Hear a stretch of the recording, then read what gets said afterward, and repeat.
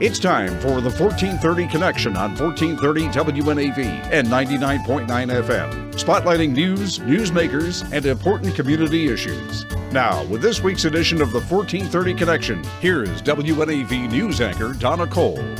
Welcome to the 1430 Connection. I'm Donna Cole. In the studio with me today is Jessie Dunleavy. We know one another, and I welcome her into the studio today. Thank you. This is going to be the story of a mom. This is going to be a story of a mom on a mission. On March 23rd of this year, Jessie, your Twitter account took a turn to advocacy. Yes. And I went back and I looked. Yes. It says, if we think executing drug dealers is the answer, shouldn't we start with the pharma execs #opioid-epidemic? That was the beginning of your advocacy on Twitter, and it hasn't stopped. But let's take a step back and go into some history. You're born and raised in Annapolis. That's right. You worked for a Key School director. 30 years. Director of admission. How many kids did you have? I had 2 children. Their names? Keely was my first child, and then Paul was my second. And full disclosure, Keely was my kid's coach and teacher at times, and Paul. Paul was 3 years younger than Keely, and he died at the age of 34 of a drug overdose. And that happened when?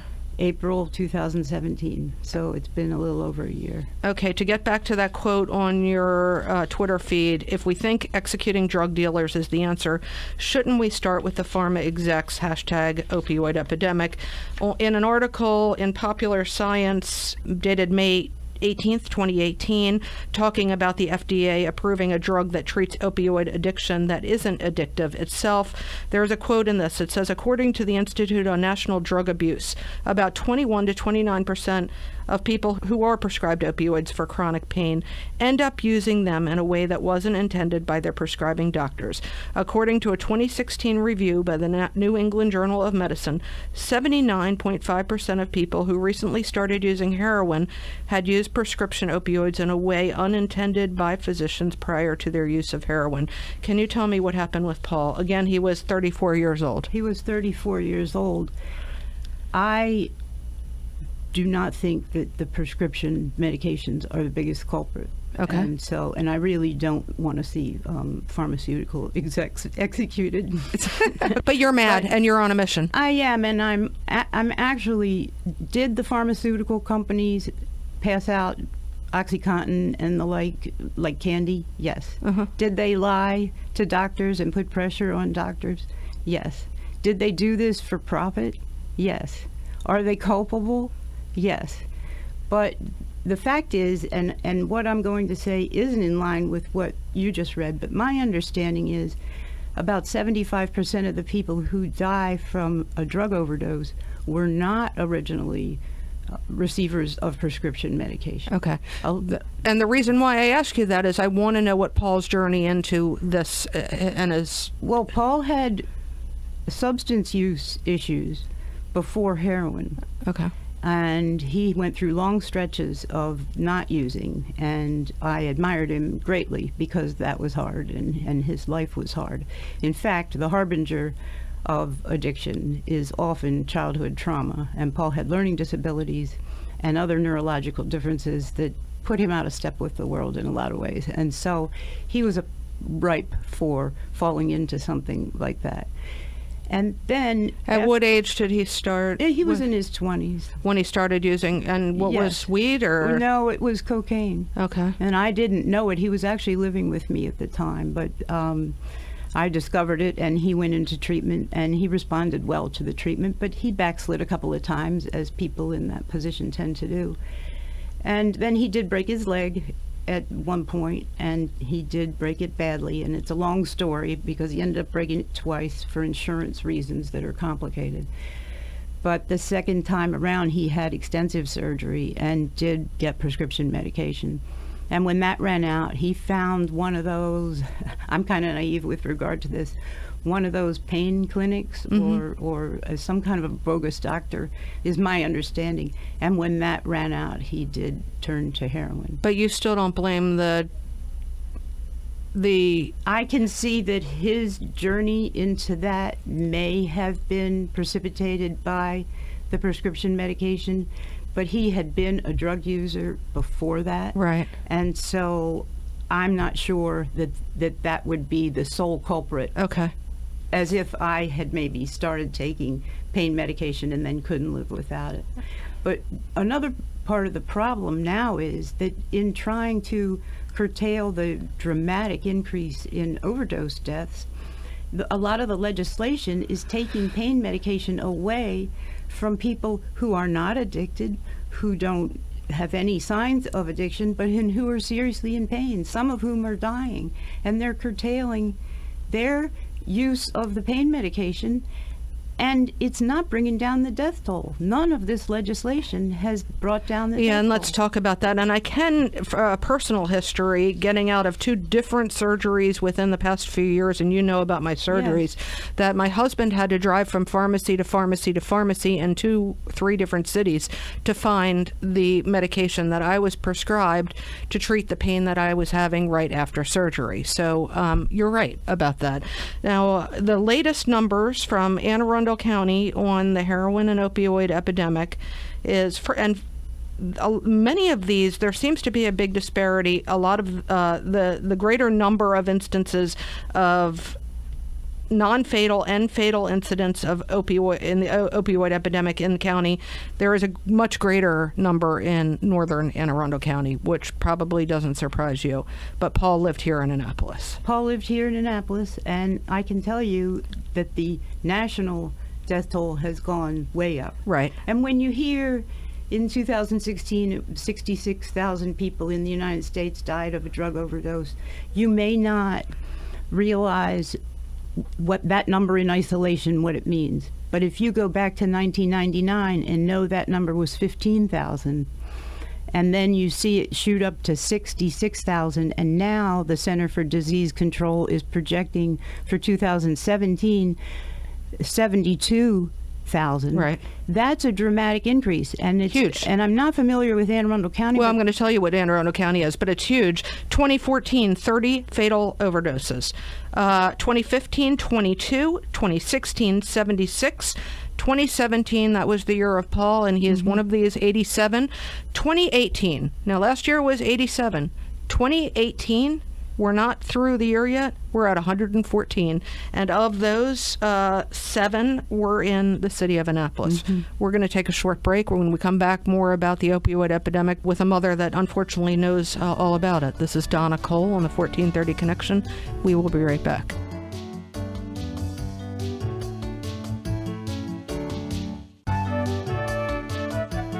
Welcome back to the 1430 Connection. I'm Donna Cole. In the studio with me today is Jessie Dunleavy. She lost her kid, Paul, to the heroin epidemic last year. He was just 34 years old. You were citing some national statistics. Well, the national statistics are alarming.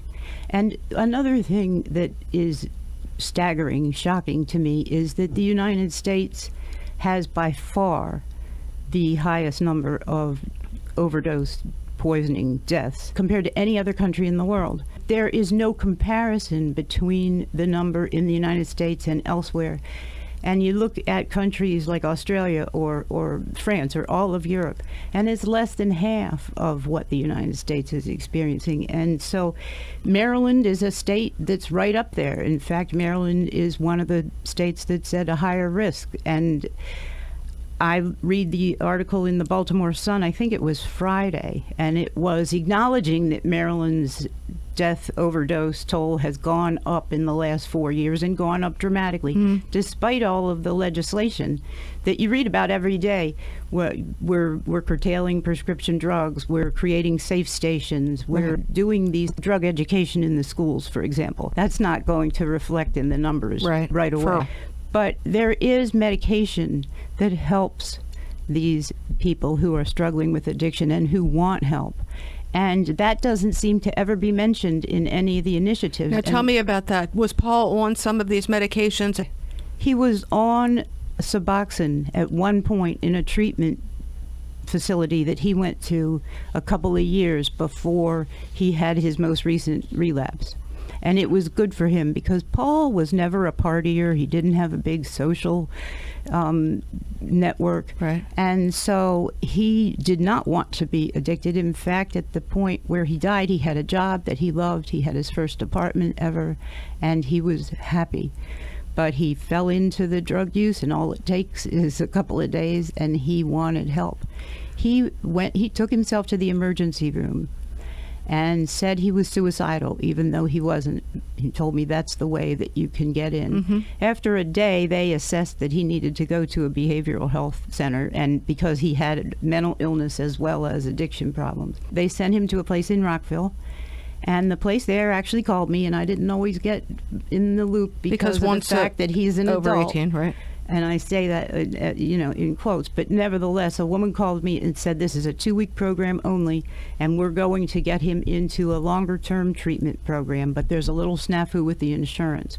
And I didn't quite understand it, but I thought she sounded optimistic, and therefore I was optimistic. Right. And she said what they were going to, the process they had to go through normally took a month, and they were trying to do everything they could to expedite it so that it could happen before the 2 weeks was up in that facility.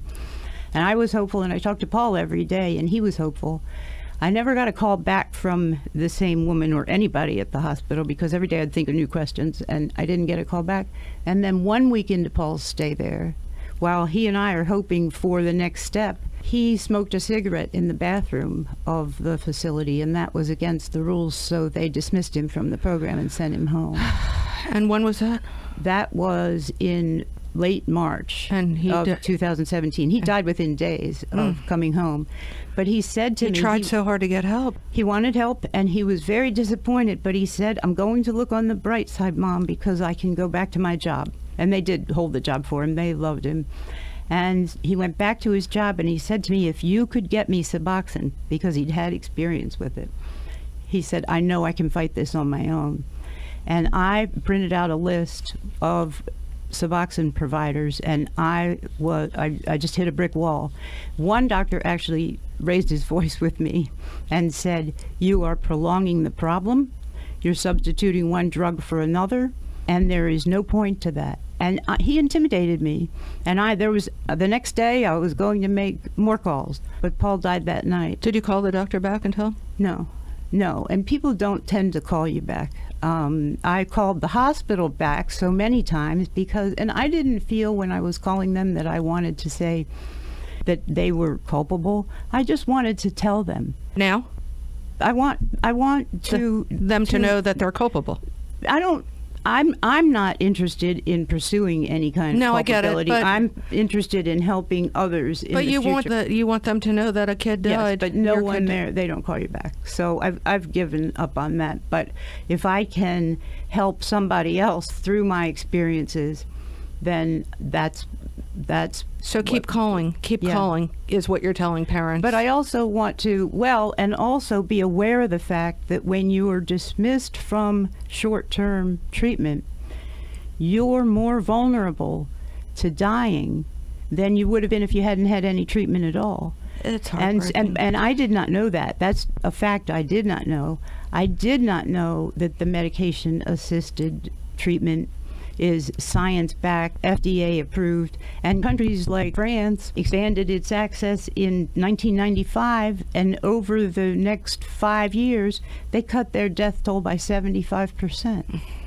Jessie, it's heartbreaking. And I haven't heard this whole story, here's the bottom line. My son's death was preventable, and that is hard to live with. Did I make some mistakes? Yes, I did, and I could have been better informed. I wish that I had known then what I know now, and therefore I wish I could rewind, but that's futile. All I can do is move forward and try to make a difference for somebody else. And that's why I've been active on Twitter. And it really wasn't what inspired me to write the book. Well, let's talk about that in a second. We're going to take another quick break. We will be right back on the 1430 Connection.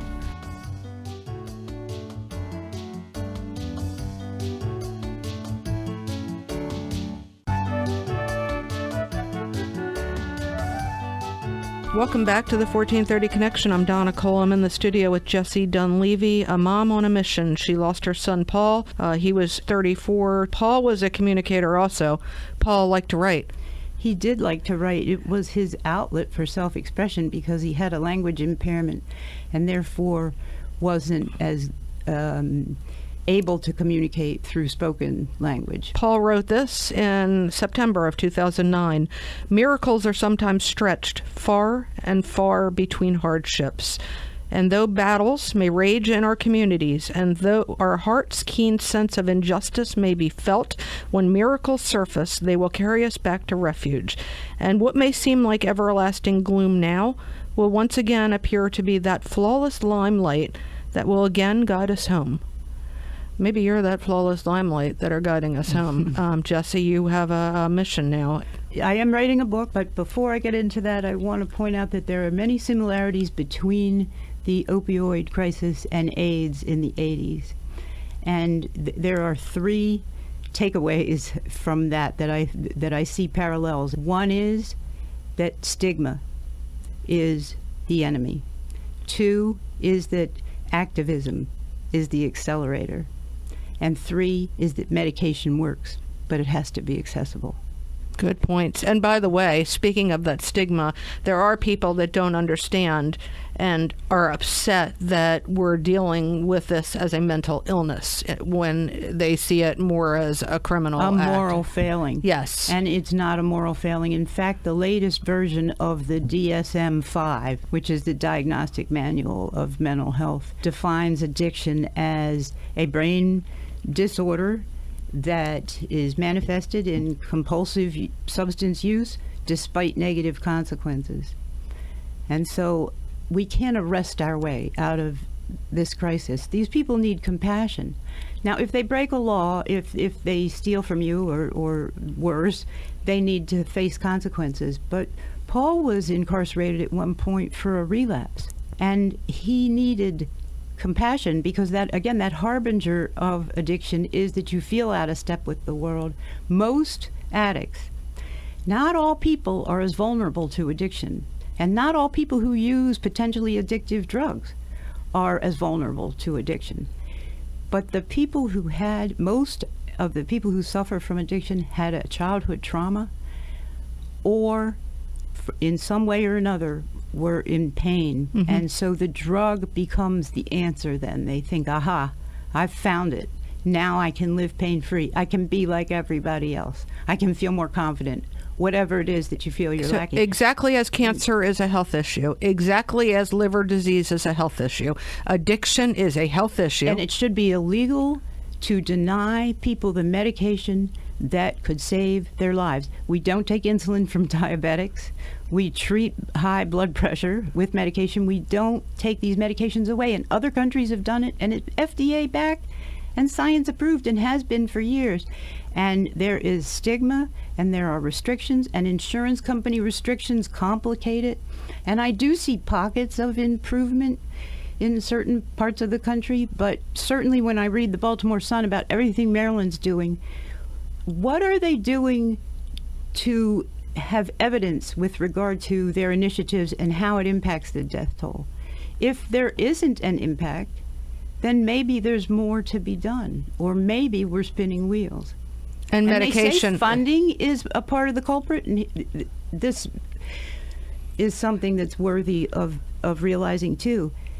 It's very expensive to incarcerate somebody, more so than it is to put them in treatment. But secondly, a treatment bed is more expensive than if you could see a doctor once a week and get this prescription for the Suboxone.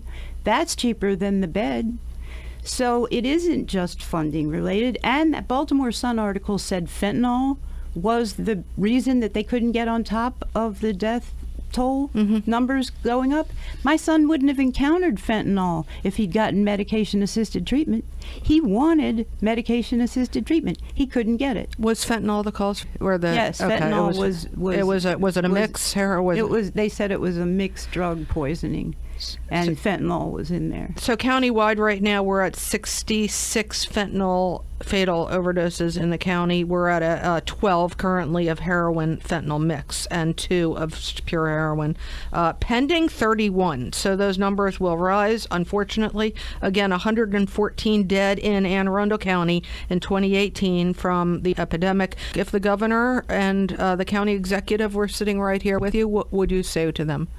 I would urge them to lift the restrictions on the medication-assisted treatment.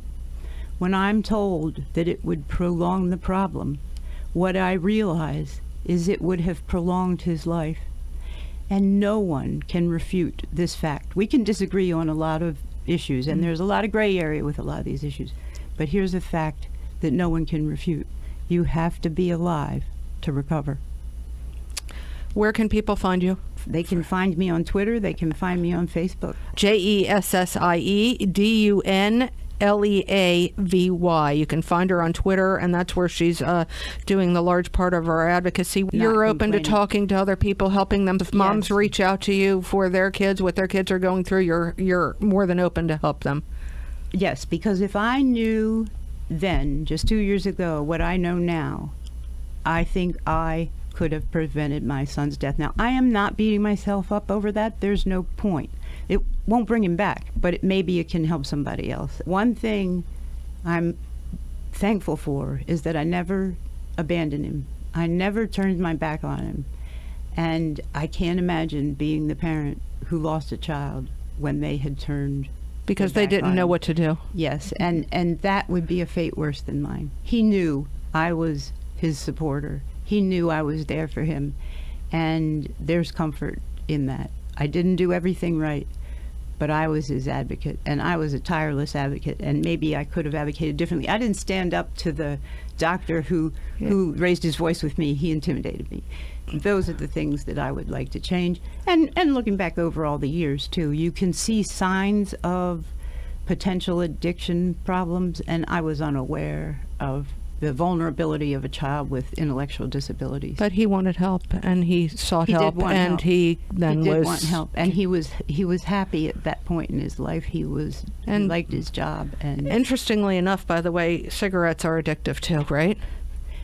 To smoke a cigarette and be dismissed from a program that exists to save your life doesn't make sense to me. If he'd been in the cancer ward, maybe I could understand it, but or there are other consequences. I know he broke a rule.